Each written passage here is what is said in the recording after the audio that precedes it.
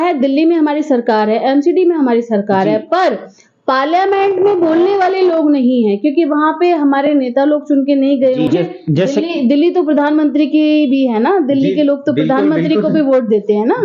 नमस्कार, आप देख रहे हैं शिव एक्सप्रेस। मैं शिव शर्मा इस समय मौजूद हूं पूर्वी दिल्ली के वार्ड नंबर 194 की आम आदमी पार्टी की निगम पार्षद प्रियंका गौतम जी के साथ में। तो इस समय दिल्ली में एक बहुत बड़ा मुद्दा चल रहा है मैडम, पानी का मुद्दा जो चल रहा है, पानी की जो बिल बढ़ा हुआ आया है, क्या इसका पानी का बिल ये जो है कैसे बढ़ के आ गया और इसका मुद्दा जो है केंद्र सरकार तक कैसे पहुंच गया?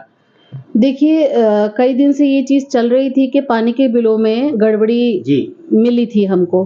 तो मुख्यमंत्री जी हमेशा ही जनता के कामों को सर्वप्रथम और सर्वोपरि रखते हैं। तो जब उनको ये पता लगा कि पानी के बिलों में गड़बड़ी है, वो किसी को गलत बिल आ रहा है, किसी को इतना यूज नहीं है, उससे बहुत ज्यादा बिल आ रहा है, तो उन्होंने सबके बिल ठीक करने में तो शायद बहुत साल लग जाएंगे। तो मुख्यमंत्री जी ने ये डिसाइड किया, हमारे पूरी टीम ने, कि वन टाइम सेटलमेंट हम लोग स्कीम लेकर आते हैं, उससे कि सबके पानी के बिल अगली बार से ठीक भी हो जाएंगे, और जिनके बिल ज्यादा आ गए हैं उनको भी उसमें एक बार सेटलमेंट करके उनको भी रियायत मिल जाएगी। लेकिन बड़े दुर्भाग्य की बात है कि जब इस स्कीम को लागू करने के लिए अधिकारियों को बोला गया कि ये स्कीम पहले कैबिनेट से पास होगी, उसके बाद आगे जाएगी और लागू होगी फिर दिल्ली में, तो अधिकारियों ने ये स्कीम बनाने से ही मना कर दिया। ये बहुत बड़ी बात है कि दिल्ली का सीएम, जिसको जनता ने चुना है, दिल्ली की बहुमत में सरकार जिसकी चल रही है, अगर वो दिल्ली के लोगों को कुछ राहत देना चाह रहे हैं पानी के बिलों में, तो अधिकारी उस स्कीम को लाने के लिए साफ मना कर दे रहे हैं। तो अधिकारी यहाँ पर एक सीएम की बात को मानने से इनकार कर दे रहे हैं, ऐसा कैसे हो सकता है? ऐसा हो रहा है ऐसा हो रहा है और ऐसा पूरा देश देख रहा है, और मेरे ख्याल से पहली बार इस देश में ऐसा हो रहा है।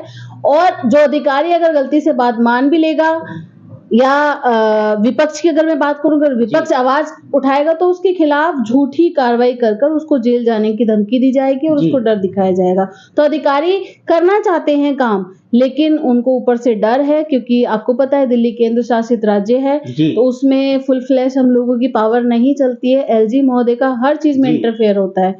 तो ये चीजें जो भी हो रही है, ये असंवैधानिक है और बेहद गलत है।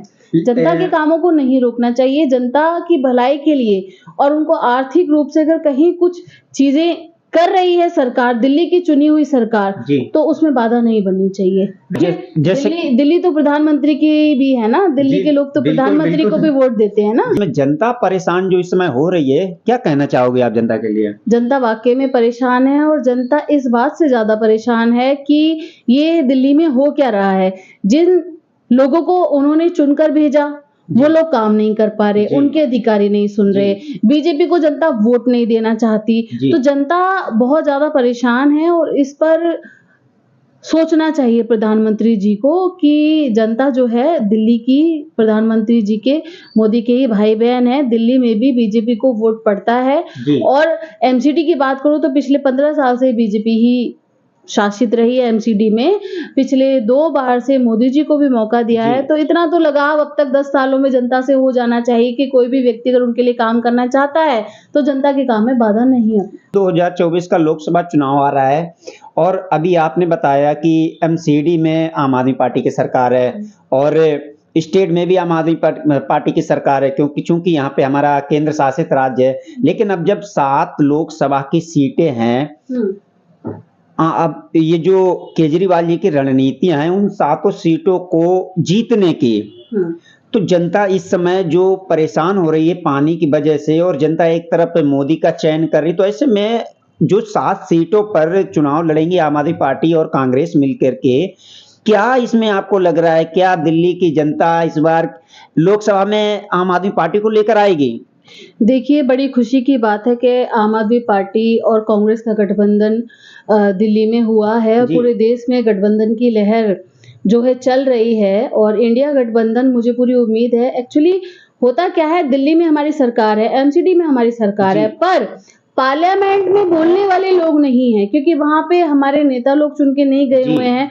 तो हम लोगों के गठबंधन की वजह से एक ताकत मिली है और हमें उम्मीद है कि दिल्ली की 7 सीटें जो 4 आम आदमी पार्टी के पास हैं, 3 कांग्रेस के पास है, हम एक दूसरे को सहयोग करेंगे और मिलकर बहुत मेहनत करके इन सारी 7 सीटों को जीतेंगे। और मुझे पूरी उम्मीद है कि वो 7 लोग जीतकर लोकसभा में जनता के कामों की आवाज उठाएंगे और लोकसभा से उन कामों को करवा के लेके आएंगे। इसलिए हम लोगों ने गठबंधन किया, जनता के लिए किया, ताकि जनता के उठाने वाले नेता लोग, जनता की आवाज को उठाने वाले नेता लोग संसद में भी पहुंचे, क्योंकि बीजेपी के लोग तो मुख दर्शक बने रहते हैं ना, या फिर गलत नीतियों को सपोर्ट करते हैं। तो आम आदमी पार्टी और कांग्रेस में कौन चेहरा हो सकता है इन 7 सीटों पर, कोई आइडिया? देखिए, ये तो पार्टी नेतृत्व डिसाइड करेगा, दोनों पार्टियां मिलकर डिसाइड करेंगी कि कौन से लोकसभा सीटों पर कौन से प्रत्याशियों को उतारना है। क्षेत्र की निगम पार्षद होने के नाते मैं ये पूरे दावे के साथ कह सकती हूँ कि मैं अपने क्षेत्र से गठबंधन को जिताकर भेजूंगी। मोदी जी ने 400 पार का दावा कर दिया है और ये भी बोल दिया है कि जून का कार्यकाल उनका भारतीय जनता पार्टी का तीसरा कार्यकाल होगा, यानी कि चुनाव होने से पहले, प्रत्याशी घोषित होने से पहले ही मोदी जी ने जून में भारतीय जनता पार्टी को पार्लियामेंट में भेजने की तैयारी कर ली है। क्या देख रहे हो आप? एक्चुअली मोदी जी का बस चले तो विपक्ष के लोगों को चुनाव ही ना लड़ने दें, गोली से उड़ा दें। ये कैसे कह सकते हो? 400 तो बहुत कम है, मोदी जी को बोलना चाहिए 500 पार, क्योंकि जो चंडीगढ़ में स्कैम हुआ, चंडीगढ़ में खुले आम संविधान की धज्जियां उड़ाई गई, वो पूरे देश ने देखा है। और उसी कॉन्फिडेंस को आधार बनाकर मोदी जी जो कॉन्फिडेंस से बोल पाते हैं कि जी 400 पार कर सकते हैं, वो ताकत में है, वो कुछ भी कर सकते हैं। 400 क्या चीज होती है, उनका बस चले तो भारत से बाहर भी जाके चुनाव लड़के वहां भी 400 पार कर दे। इस बार बहुत बड़ा मुद्दा था ईवीएम को लेकर के कि ईवीएम से चुनाव नहीं होने देंगे और बैलेट पेपर से चुनाव कराएंगे। तो जैसा कि चंडीगढ़ में बैलेट पेपर से चुनाव हुआ, क्या आपको लगता है कि ईवीएम और बैलेट पेपर में दोनों में वोटों में जो घोटाले होते हैं वो नहीं होंगे? देखिए, चुनाव किसी भी चीज से हो, चुनाव निष्पक्ष होना चाहिए, ईमानदारी से होना चाहिए, संविधान के दायरे को ध्यान में रखते हुए, संविधान की सुरक्षा करते हुए चुनाव होना चाहिए। चाहे फिर वो वीवीपैट के पर्चियों के माध्यम से हो, चाहे वो मशीनों के माध्यम से हो, ईवीएम मशीन के माध्यम से, या बैलेट पेपर से, चुनाव निष्पक्ष होना चाहिए। आखिरी सवाल, जो आपके क्षेत्र में कार्यकाल एमसीडी में चल रहा है वो किस प्रकार चल रहा है? देखिए, मेरे क्षेत्र में पिछले 1 साल हमें निगम पार्षद बने हुए हो गया है।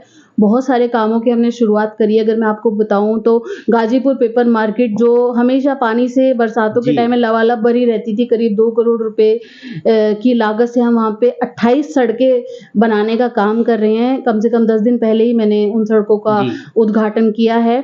अभी इतवार की ही बात है, हमने विभिन्न पॉकेटों में लाइट्स के पोल लगाने का काम किया है और उजाला करने का काम किया है। पार्कों में हम काम कर रहे हैं। अभी अगली बहुत सारी हमारे पास योजनाएं हैं एमसीडी में। इस बार मुझे उम्मीद है कि फंड की भी कमी नहीं होगी, जितना क्षेत्र के विकास में जरूरी होगा हमें एमसीडी के माध्यम से उसमें सहायता मिलेगी और आगे आने वाले टाइम में मेरे क्षेत्र में आप विकास के बयार जरूर देखेंगे।